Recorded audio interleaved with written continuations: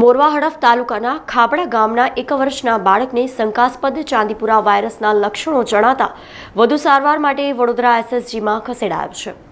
પંચમહાલ જિલ્લામાંથી વધુ 2 શંકાસ્પદ ચાંદીપુરા વાયરસના લક્ષણો ધરાવતા કેસ મળ્યા છે, જેમાં મોરવા હડફ તાલુકાના ખાબડા ગામના 1 વર્ષના બાળકને શંકાસ્પદ લક્ષણો જણાતા પહેલા ગોધરા લઈ જવામાં આવ્યો હતો। ત્યારબાદ વધુ સારવાર માટે વડોદરા એસએસજીમાં ખસેડાયો છે।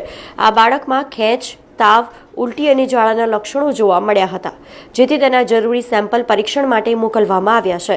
અત્યાર સુધી મોરવા હડફ તાલુકામાં શંકાસ્પદ ચાંદીપુરા વાયરસના 2 કેસ જોવા મળ્યા છે, જેમાં એક ખાબડા ગામ જ્યારે બીજો ખાનપુર ગામમાંથી કેસ મળી આવ્યો છે। તેમજ ખાનપુર ગામમાં 1.5 વર્ષના બાળકનું સારવાર દરમિયાન મોત થયું છે, તો બીજી તરફ ધારાસભ્ય નિમિષા સુથાર અને આરોગ્ય વિભાગની ટીમો ખાનપુર અને ખાબડા ગામે પહોંચી ગઈ છે।